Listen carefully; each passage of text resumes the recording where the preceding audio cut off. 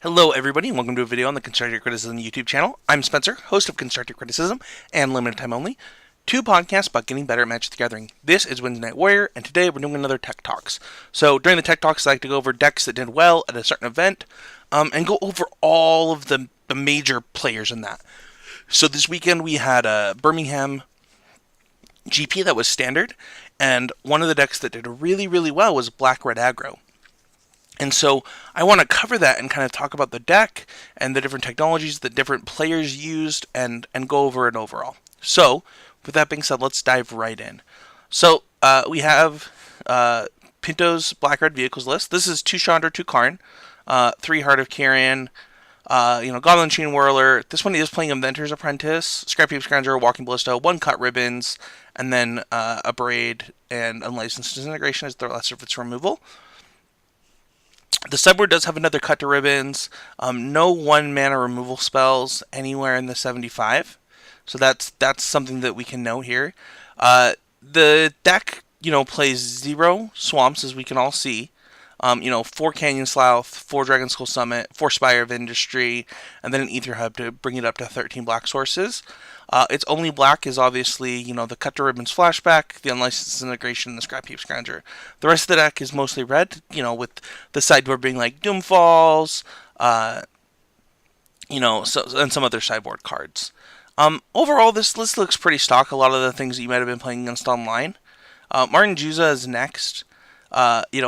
He includes Glorybringer, as we can see here. He's actually playing no 1-drops.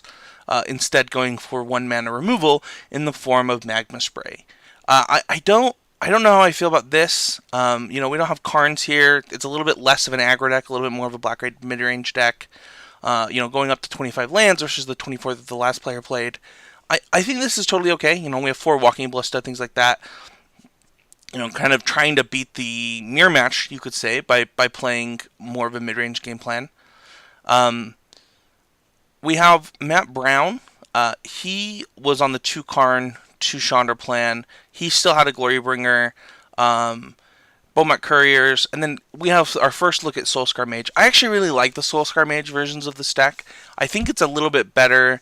I think it's synergy with Goblin Chain Whirler plus, the fact that you're playing damage-based removal like Cut Ribbons and a Braid. It also lets you play, more damage-based removal on the sideboard. This person only has another Braid out of their board, but I actually don't, and a Chandra's Defeat, I guess, but I actually don't really hate the idea of maybe playing a couple Magma Sprays on the board with that card. Simon Nelson got first place with the deck. He's on the 2 Karn, 2 Chandra package, the 3 Heart of Kiran. He's got Glorybringer in the main also, but he's still got Soulscar Mage. He just doesn't have Bomat Courier.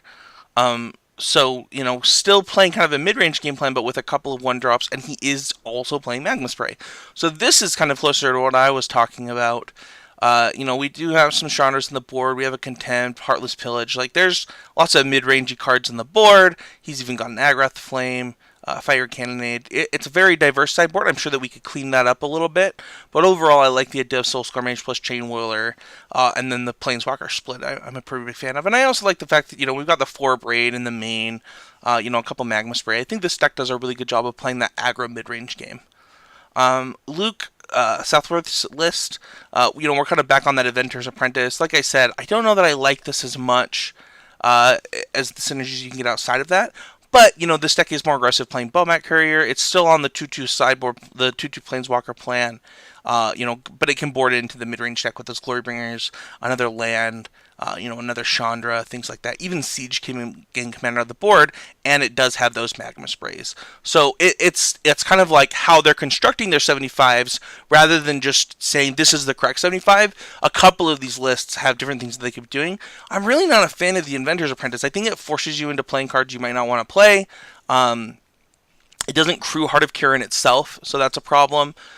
So those are just some of my initial thoughts of Luke's list, but I do like the inclusion of Siege Commander. I like the Magma Sprays of the board, and I like the sideboard game plan.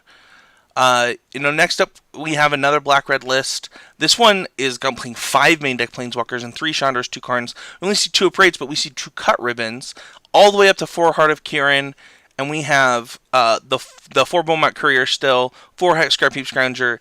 This list looks a lot cleaner than the other list that we saw, where he had a very clear main deck configuration that he wanted to play. I'm not sure how I feel about the one of Swamp rather than just playing the Ether Hub. But other than that, we have those other 2 upgrades in the sideboard.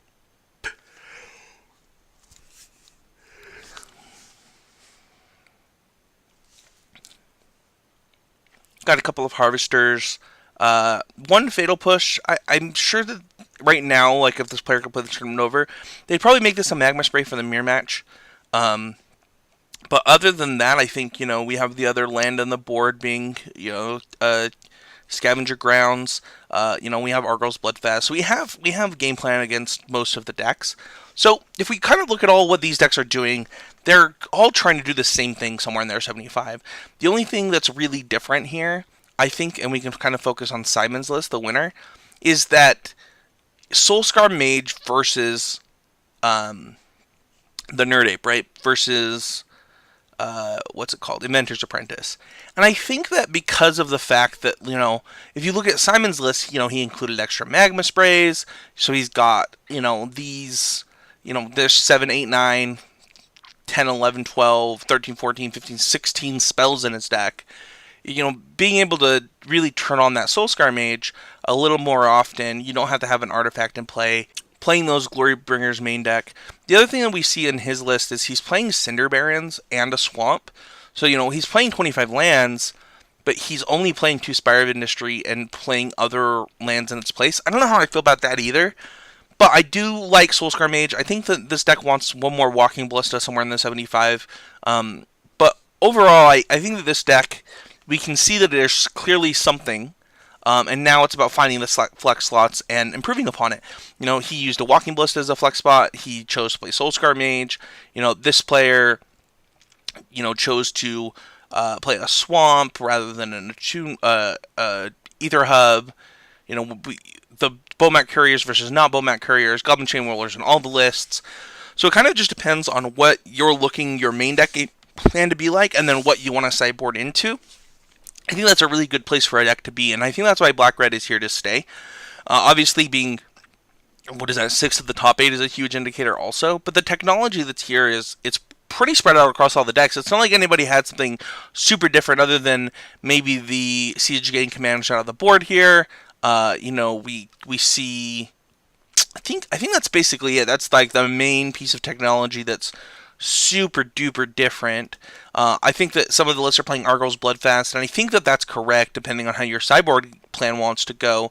One thing that we're seeing a ton of here is Release the Gremlins. I'd be interested to see like what matchups that comes in against, how effective that is, and then I think that the other thing that you want to definitely have is Doomfall and Aethersphere Harvester. I think both of those are actually pretty important.